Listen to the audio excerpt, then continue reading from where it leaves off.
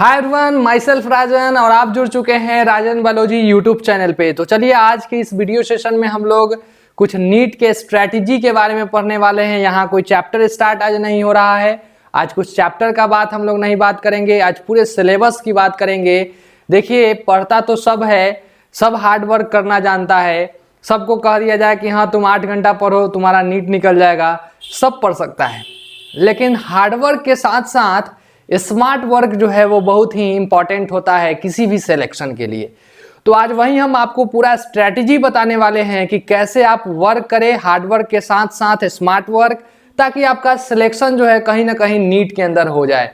ठीक है ना। तो चलिए हम लोग शुरू करते हैं। तो सबसे पहले हम लोग बात करते हैं कि नीट जो है वो नीट के अंदर जो अगर देखा जाए परसेंटेज वेटेज का 11th और 12th का, हम जानते हैं कि नीट के अंदर जो है वो पर्टिकुलर 11th और 12th से क्वेश्चन पूछे जाते हैं। ठीक है ना। हम लोग नीट के अंदर बायोलॉजी का बात कर रहे हैं, तो बायोलॉजी में अगर देखा जाए तो 11th और 12th से क्वेश्चन पूछे जाते हैं। क्लियर। जिसमें अगर देखा जाए तो बच्चों को कंफ्यूजन कहाँ होता है कि सर 11th कितना परसेंट रहता है नीट के अंदर और 12th कितना परसेंट होता है। तो देखिए आज के बाद ये कंफ्यूजन नहीं रहेगा। 11th भी 50% होता है और 12th भी 50% होता है। क्लियर। अब हम लोग बात करते हैं कि सर ये जो 11th और 12th है वो बोटनी और जूलॉजी के चैप्टर से बने हुए हैं। मतलब यहाँ प्लांट्स और एनिमल का चैप्टर जो है, चैप्टर के अंदर हम लोग प्लांट्स के बारे में पढ़ते हैं, नहीं तो एनिमल के बारे में पढ़ते हैं।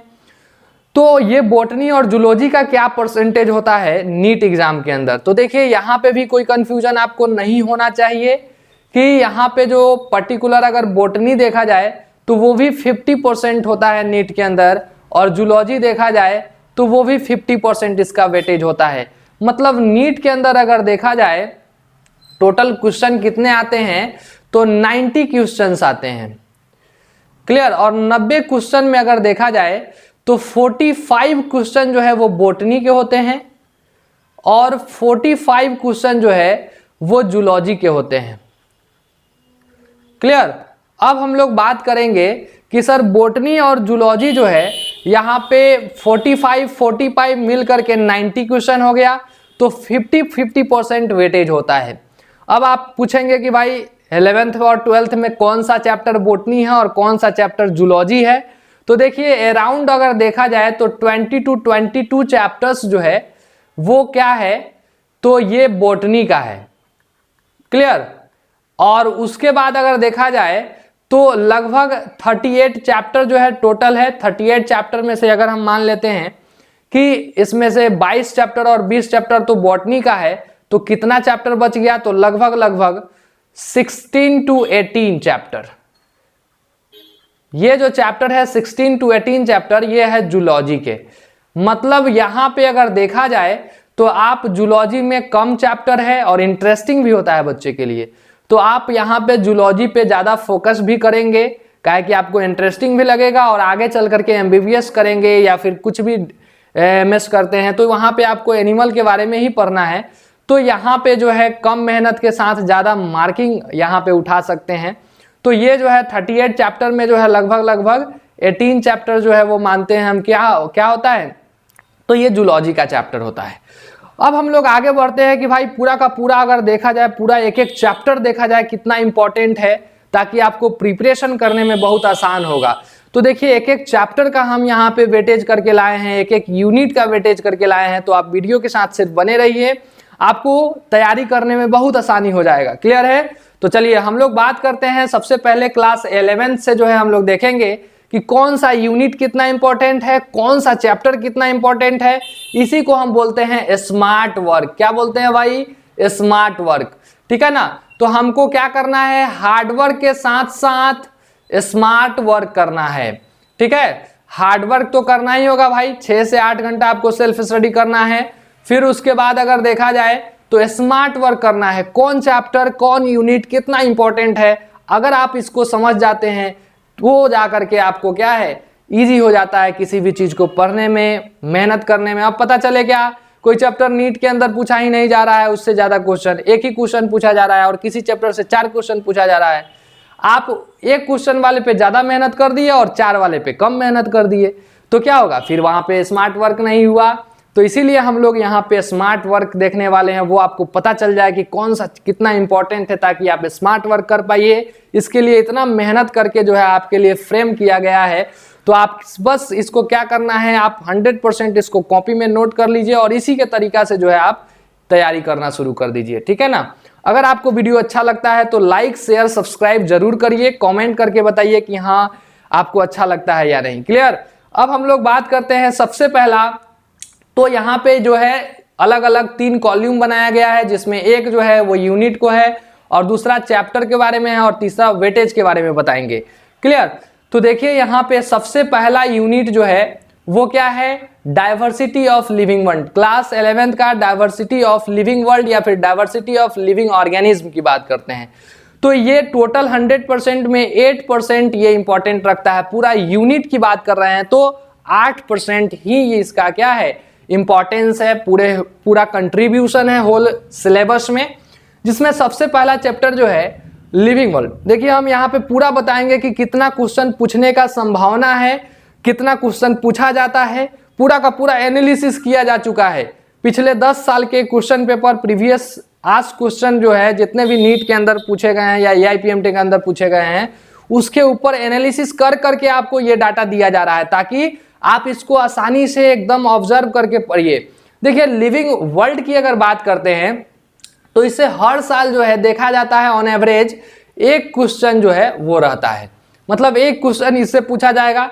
दूसरा अगर देखा जाए बायोलॉजिकल क्लासिफिकेशन से तो यहाँ 2 क्वेश्चन पूछा जाता है। हम लोग ये जो पढ़ रहे हैं, ये जो देख रहे हैं, ये NCERT के अकॉर्डिंग हम लोग देख रहे हैं, ठीक है ना। तो 2 क्वेश्चन होगा और यहाँ टॉपिक भी अगर स्पेसिफाई करे तो कहाँ से पूछ सकता है, कहाँ से ज्यादा चांस होता है, कहाँ से ज्यादा क्वेश्चन पूछा गया है, तो ये फंगस से पूछा गया है, मतलब फंगी। और दूसरा जो है वायरस, इसको आप ज्यादा इंपॉर्टेंट तरीका से पढ़िए, ठीक है ना। तो यहाँ से 2 क्वेश्चन आपका हो जाएगा, एक क्वेश्चन यहाँ से हो गया, ठीक है ना। उसके बाद हम लोग बात करते हैं chapter 3 plant kingdom. Plant kingdom जो है ये बहुत लंबा चैप्टर है, लेकिन यहाँ पे अगर देखा जाए तो एक ही क्वेश्चन यहाँ से पूछा जाता है, ठीक है ना। और उसके बाद 4th चैप्टर है एनिमल किंगडम।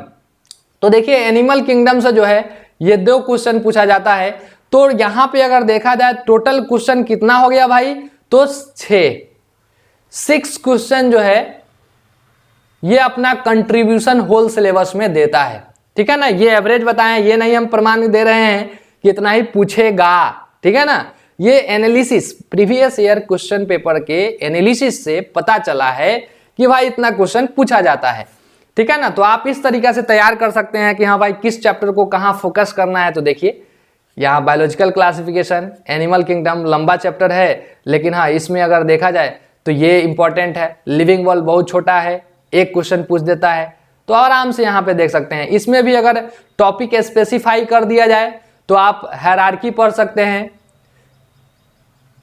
क्लियर। उसके बाद हम लोग बात कर सकते हैं, तो यहाँ पे कुछ आपको दिया हुआ है फ्लोरा फौना, ठीक है ना। पर्टिकुलर अगर देखा जाए म्यूजियम, तो ये सब आप पढ़ सकते हैं, ये 1st चैप्टर के अंदर दिया हुआ है।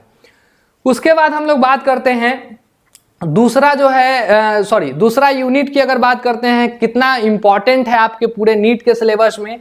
तो दूसरा यूनिट की अगर बात करें हम लोग तो 5% जो है ये इंपॉर्टेंट है, क्योंकि यहाँ से क्वेश्चन जो है टोटल 5 क्वेश्चन से लेकर के 6 क्वेश्चन ही पूछा जाता है। क्लियर। तो ये कितना हो गया भाई, 5 क्वेश्चन जो है यहाँ 5% 5 क्वेश्चन जो है यहाँ पे ये कंट्रीब्यूशन अपना देता है, ठीक है। इसमें अगर देखा जाए तो कौन से चैप्टर से कितना क्वेश्चन आ सकता है, तो भाई इससे जो है 1 से 2 क्वेश्चन पूछा जा सकता है, 1 भी पूछा जा सकता है, 2 भी पूछा जा सकता है, ठीक है ना। दूसरा अगर देखा जाए एनाटॉमी से कितना क्वेश्चन पूछा जाता है, तो यहाँ पे अगर देखा जाए तो 2 से 3 क्वेश्चन पूछा जाता है, ऑन एवरेज हम बता रहे हैं, ठीक है ना। ये एवरेज आपको डाटा बता रहे हैं कि लगभग इतना पूछा जा रहा है। पिछले 10 साल में अगर देखा जाए तो इस चैप्टर से ऑन एवरेज किसी साल कम भी पूछा है, लेकिन हाँ ज्यादा क्या पूछा है वो हम बताए हैं।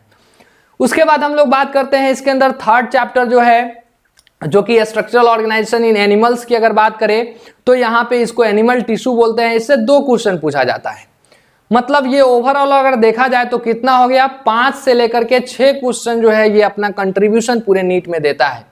उसके बाद हम लोग आते हैं थर्ड यूनिट पे। थर्ड यूनिट जो कि सेल स्ट्रक्चर एंड फंक्शन, ये इंपॉर्टेंट है, ठीक है ना। ये दोनों अकेला जो है अगर देखा जाए तो 7 क्वेश्चन जो है वो कंट्रीब्यूशन देता है। क्लियर। और cell cycle and cell division, sorry biomolecules बीच में आ गया है ना, ये गलत हो गया। अगर हम लोग बात करते हैं तो इसको एक एक करके ही लिख लेते हैं, कोई दिक्कत नहीं है। तो देखिए सेल स्ट्रक्चर एंड फंक्शन की अगर बात करें तो यहाँ पे 10 से 12 क्वेश्चन जो है वो पूछे जाते हैं। मतलब अगर ओवरऑल देखा जाए तो परसेंटेज वाइज जो है ये 9% जो है ये इंपॉर्टेंट है होल नीट के सिलेबस के लिए। अब देखा जाए तो cell cycle and cell division से कितना क्वेश्चन होता है, तो भाई ये से 2 से 3 क्वेश्चन होता है। इसमें भी अगर टॉपिक स्पेसिफाई करें तो न्यूक्लियस जो कि क्रोमोसोम वगैरह ये सब आ गया, और माइटोकॉन्ड्रिया से ज्यादा क्वेश्चन पूछा जाता है, ठीक है ना। बायोमोलिक्यूल्स की अगर बात करें तो ये पूरे तीनों चैप्टर में सबसे ज्यादा इंपॉर्टेंट है। 4 क्वेश्चन जो है यहां से होता है बायोमोलिक्यूल से अकेला, ठीक है ना, 4 क्वेश्चन होता है। और इसमें अगर देखा जाए तो थोड़ा सा एनसीईआरटी से बाहर आता है, एनसीईआरटी से बाहर आता है, आउटसाइड एनसीईआरटी। अब आउटसाइड एनसीईआरटी जो है वो क्या होता है, तो एंजाइम वगैरह जो है इसमें पूछा जाता है एनसीईआरटी से बाहर, ठीक है ना। उसका रेट ऑफ रिएक्शन ये सब कुछ पूछ सकता है, ठीक है ना। उसके बाद cell cycle and cell division की अगर बात करें तो ये बहुत ही इंपॉर्टेंट अगर ये चैप्टर माना जाता है, क्योंकि बहुत छोटा चैप्टर होता है और ये 4 से 5 क्वेश्चन जो है यहाँ पे कंट्रीब्यूशन देता है अपना। मतलब टोटल 10 से 12 क्वेश्चन जो है इस यूनिट से पूछे जाते हैं। ये यूनिट बहुत ही इंपॉर्टेंट होता है, बहुत इजी यूनिट है। मतलब इसके अंदर जो भी चैप्टर है वो बहुत बेसिक चैप्टर्स हैं और वो आसानी से समझा जा सकता है। और इम्पॉर्टेंट अगर देखा जाए, इंपॉर्टेंस इसका बहुत ज़्यादा है, तो आप इसको अच्छे से तैयार करिए। उसके बाद हम लोग आते हैं फोर्थ यूनिट। फोर्थ यूनिट बोले तो प्लांट फिजियोलॉजी। प्लांट फिजियोलॉजी जो है इसका भी 8 से 9% ही कंट्रीब्यूशन होता है, क्योंकि यहाँ पे भी क्वेश्चन जो है कितने पूछे जाते हैं, 9 से 12 क्वेश्चन जो है ये पूछे जाते हैं, ठीक है ना। 9 से 12 क्वेश्चन ऑन एवरेज पूछा जाता है, ठीक है ना, पर ईयर। जिसमें अगर देखा जाए तो किस चैप्टर से कितना पूछा जाता है, तो ट्रांसपोर्ट इन प्लांट जो है इससे कंसेप्चुअल क्वेश्चन पूछे जाते हैं, थोड़ा एनसीईआरटी से बाहर होता है। इम्बिबिशन, ठीक है ना, टर्जिडिटी, ये सब जो है थोड़ा सा क्वेश्चन पूछा जाता है एनसीईआरटी से बाहर। तो यहाँ पे अगर देखा जाए तो अकेला इस ट्रांसपोर्ट इन प्लांट चैप्टर से कितना क्वेश्चन होता है, तो 2 से 3 क्वेश्चन होता है। उसके बाद बात करते हैं हम लोग मिनरल न्यूट्रिशन। ये जो है बहुत छोटा चैप्टर है, याद करने वाला चैप्टर है, जिसमें मिनरल न्यूट्रिएंट्स के बारे में आपको पढ़ना है। ये बहुत छोटा चैप्टर है, लेकिन देखिए इसका इंपॉर्टेंस कितना है, 2 क्वेश्चन पूछा जाता है। फोटोसिंथेसिस के बारे में अगर देखा जाए तो इससे कितना क्वेश्चन, 2 से 3 क्वेश्चन पूछा जाता है, ठीक है ना। वहीं अगर रेस्पिरेशन इन प्लांट्स की बात करते हैं हम लोग, तो इससे 2 क्वेश्चन पूछा जाता है। और प्लांट ग्रोथ एंड डेवलपमेंट से 1 से लेकर के 2 क्वेश्चन पूछा जाता है। तो ये आपको कितना तरीका से इस्तेमाल करके पढ़ना है, ठीक है ना, वो आप तय कर सकते हैं। कौन सा चैप्टर आपको वास्ट लगता है, कौन सा इजी लगता है, उसके अकॉर्डिंग तैयार करिए, ठीक है ना। अब हम लोग बात करते हैं नेक्स्ट ह्यूमन फिजियोलॉजी। देखिए ह्यूमन फिजियोलॉजी ये बहुत ही इंपॉर्टेंट है पूरे क्लास 11th में, क्योंकि आप अगर डॉक्टर भी बनते हैं तो उसमें इसी को डिटेल में पढ़ाया जाता है, ठीक है ना। जिसमें देखा जाए ह्यूमन फिजियोलॉजी के अंदर पूरे 11th या पूरे 12th का बात करें, नीट के अंदर ये 20% वेटेज रखता है। मतलब इससे अगर क्वेश्चन पूछा जाए, कितना पूछा जाता है, तो 14 क्वेश्चन जो है वो पूछा जाता है। 14 क्वेश्चन पूछा जाता है। डाइजेशन एंड एब्जॉर्प्शन से 2, breathing and exchange of gases से 2, बॉडी फ्लूइड एंड सर्कुलेशन से 2, एक्सक्रीटरी सिस्टम से 2, स्केलेटन सिस्टम लोकोमोशन मूवमेंट से 2, न्यूरल कंट्रोल एंड कोऑर्डिनेशन से 2, उसके बाद केमिकल कोऑर्डिनेशन एंड इंटीग्रेशन से 2। मतलब कि यहाँ पे टोटल जो है देखा जाए तो 7 चैप्टर है और 7 चैप्टर से 2-2 क्वेश्चन पूछा जाता है। एवरेज है ये, ठीक है ना। मतलब यहाँ पे 14 क्वेश्चन डेफिनेटली पूछा ही जाता है। यहाँ पे हम थोड़ा सा अगर आपको बता दें तो डाइजेशन एब्जॉर्प्शन से 2, ठीक है ना, ब्रीदिंग, एनसीईआरटी आप इसको अगर अच्छा से क्लियर कर लिए हैं तो इजीली आपसे सारा क्वेश्चन बन जाएगा। न्यूरल कंट्रोल एंड कोऑर्डिनेशन में जो है थोड़ा सा यहाँ पे सेंसरी स्ट्रक्चर से एक आता है, सेंसरी ऑर्गन से, मतलब आई ईयर से और नोज से, आई ईयर से, और यहाँ पे अगर देखा जाए दूसरा तो चैप्टर के अंदर से आता है, ठीक है ना। तो यहाँ से जो है ये थोड़ा सा डिवीजन होता है, नहीं तो ये जो है आपको चैप्टर है डिजॉर्डर्स वगैरह जो है थोड़ा सा ध्यान दे करके पढ़िए, इजीली कवर हो जाता है, इससे बहुत अच्छा क्वेश्चन पूछा जाता है और बहुत इजी क्वेश्चन होता है, एनसीईआरटी बेस्ड ही होता है। क्लियर। अब हम लोग आगे आएंगे 12th के सिलेबस पे। तो 12th के सिलेबस पे आते हैं, इससे कितना क्वेश्चन जो है पर्टिकुलर पूछा जाता है नीट के अंदर, तो हम बताए हैं आपको तुरंत अभी पहले कि यहाँ से 50% वेटेज होता है क्लास 12th का भी नीट के अंदर, जिसको भी हम लोग चैप्टर वाइज देखेंगे, यूनिट वाइज देखेंगे कि कितना इंपॉर्टेंट है। देखिए सबसे पहला जो फर्स्ट यूनिट 12th का होता है उसको हम 6 यूनिट कहते हैं, क्या कि 1 to 5 जो है 11th के अंदर ही आ जाता है, तो 6 यूनिट हो गया। यहाँ पे अगर देखा जाए तो ये जो पहला यूनिट होता है 12th का उसका रिप्रोडक्शन कहलाता है, और ये 9% जो है ये इंपॉर्टेंस रखता है अपना पूरे सिलेबस में नीट के अंदर, क्योंकि यहाँ से क्वेश्चन जो है वो कितने पूछे जाते हैं, 8 से 11 क्वेश्चन जो है टोटल पूछे जाते हैं, मतलब 8 से 11 क्वेश्चन पूछा जाएगा, जिसमें कौन से चैप्टर से कितना, तो देखिए रिप्रोडक्शन इन ऑर्गेनिज्म से 0 से 1 चैप्टर, ठीक है ना। Sexual reproduction in flowering plant, सबसे ज्यादा क्वेश्चन इस चैप्टर के अंदर यहीं से पूछा जाता है, 3 से 4 क्वेश्चन। अगर वहीं देखा जाए ह्यूमन रिप्रोडक्शन का, तो ये भी इंपॉर्टेंट है लेकिन लंबा चैप्टर है, लेकिन हाँ पढ़ने में समझ में सब कुछ आ जाता है, ठीक है ना। तो यहाँ पे क्या है, 3 क्वेश्चन इससे भी पूछे जाते हैं, और रिप्रोडक्टिव हेल्थ से भी 2 से 3 क्वेश्चन। ये बहुत ही छोटा चैप्टर है, 2 से 3 घंटा 4 घंटा में ये चैप्टर खत्म हो जाता है, और उससे 2 से 3 क्वेश्चन बन रहा है, तो सबसे ज्यादा इंपॉर्टेंट तो यही हुआ। ये आप तय कर सकते हैं कि आपको कौन सा चैप्टर इजी लगता है और कौन सा वास्ट लगता है, कौन छोटा चैप्टर है जिससे ज्यादा क्वेश्चन वेटेज करता है। इसी को बोलते हैं हम लोग स्मार्ट वर्क। क्लियर। तो स्मार्ट वर्क करिए और जितना जल्दी हो उतना जल्दी नीट के अंदर सिलेक्शन लीजिए, डॉक्टर बनिए। क्लियर। अब हम लोग बात करेंगे नेक्स्ट टॉपिक, नेक्स्ट यूनिट के बारे में। देखिए जेनेटिक्स एंड इवोल्यूशन, जो इसमें 12th के अंदर दूसरा यूनिट है, ऐसे एनसीईआरटी के अकॉर्डिंग 7th यूनिट है। जेनेटिक्स एंड इवोल्यूशन नीट के अंदर देखा जाए तो ये ह्यूमन फिजियोलॉजी के बाद दूसरा बड़ा यूनिट है जहां से सबसे ज्यादा क्वेश्चन पूछा जाता है। यहाँ पे अगर देखा जाए तो यहाँ पे भी 12 से 14 क्वेश्चन जो है इससे पूछा जाता है, जेनेटिक्स से सिर्फ। क्लियर। तो इसीलिए 18% ये अपना कंट्रीब्यूशन करता है पूरे नीट के सिलेबस में, जिसमें देखा जाए सबसे पहला चैप्टर जो है principle of inheritance and variation. इससे अगर देखा जाए कितना क्वेश्चन होगा तो 5 से 6 क्वेश्चन इससे अकेला होता है, ठीक है ना। मेंडलिज्म से लेकर के, क्रॉसिंग ओवर से लेकर के, जेनेटिक डिजॉर्डर, क्रोमोसोमल डिजॉर्डर से लेकर के, ये सारा चीज जो है इसमें आता है, जिसमें 5 से 6 क्वेश्चन अकेला ये पर्टिकुलर कंट्रीब्यूट करता है, 5 से 6 क्वेश्चन। उसके बाद हम लोग बात करते हैं मॉलिक्यूलर बेसिस ऑफ इनहेरिटेंस का, तो ये भी इंपॉर्टेंट चैप्टर है, इससे 4 से 5 क्वेश्चन जो है ये पूछा जाता है, ठीक है ना।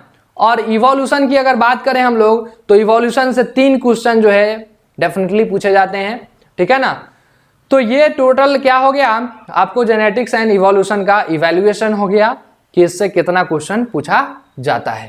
उसके बाद हम लोग बात करते हैं यूनिट नंबर 8, ऐसे 3rd यूनिट क्लास 12th का, जिसमें हम लोग बात करेंगे बायोलॉजी एंड ह्यूमन वेलफेयर, या बायोलॉजी इन ह्यूमन वेलफेयर की बात करें तो इसका कंट्रीब्यूशन टोटल 8% है, मतलब 8% है, जिसमें क्वेश्चन कितना पूछा जाता है तो 6 to 9 क्वेश्चन पूछे जाते हैं।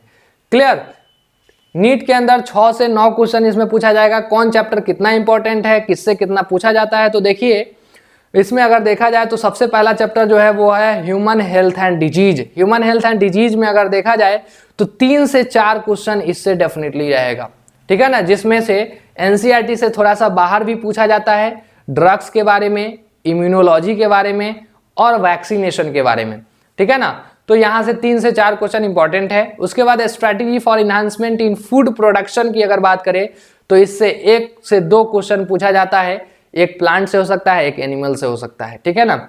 उसके बाद हम लोग माइक्रोब्स इन ह्यूमन वेलफेयर, मतलब माइक्रोब्स जो है ह्यूमन वेलफेयर से कितना क्वेश्चन पूछा जाता है, तो बहुत छोटा चैप्टर है लेकिन 2 से 3 क्वेश्चन पूछा जाता है, तो सबसे ज्यादा इसमें इंपॉर्टेंट चैप्टर यही हुआ, ठीक है ना। इस तरह से हम तय करते हैं कि कितना छोटा चैप्टर है, कितना कम हमको पढ़ना पड़ेगा और ज़्यादा क्वेश्चन कैसे लाएं, ज़्यादा नंबर कैसे लाएंगे, तो वो इंपॉर्टेंट डिसाइड करता है। तो इस चैप्टर में, इस यूनिट में 10 chapter microbes in human welfare important chapter है। उसके बाद हम लोग बात करते हैं biotechnology in and its application की।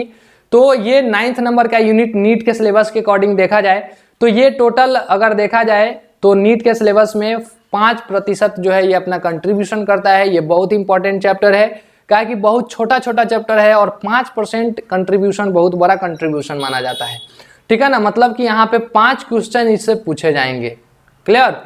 और यहाँ पे अगर देखा जाए तो टोटल अगर देखें हम लोग तो 2 चैप्टर में ये पूरा का पूरा सिलेबस है, ये पूरा 2 चैप्टर में पूरा का पूरा यूनिट है, जो कि दोनों चैप्टर छोटा छोटा यूनिट है, छोटा छोटा चैप्टर है, जिसमें स्पेसिफिक टॉपिक आपको पढ़ लीजिएगा उससे हो जाएगा, ठीक है ना। तो अब हम लोग बात करते हैं इससे कितना क्वेश्चन होता है। तो भाई इससे प्रिंसिपल एंड प्रोसेस से जो है वो पूछा जाता है 3 क्वेश्चन और बायोटेक्नोलॉजी एंड एप्लीकेशन से 2 क्वेश्चन, टोटल 5 क्वेश्चन होता है। उसके बाद हम लोग बात करते हैं इकोलॉजी एंड इन्वायरमेंट, जो कि 10th यूनिट है नीट के अकॉर्डिंग, इकोलॉजी एंड इन्वायरमेंट, जिसमें ये इसका अपना कंट्रीब्यूशन 10% है, क्योंकि इसमें क्वेश्चन कितने पूछे जाते हैं, 10 क्वेश्चन पूछे जाते हैं नीट के अंदर, ठीक है ना। अब हम लोग बात करेंगे तो कौन से चैप्टर से कितना क्वेश्चन पूछा जाता है।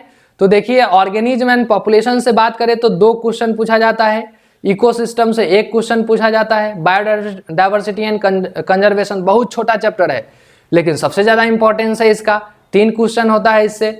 और इन्वायरमेंटल इशूज भी छोटा चैप्टर है जिससे 4 क्वेश्चन पॉल्यूशन से पूछा जाता है।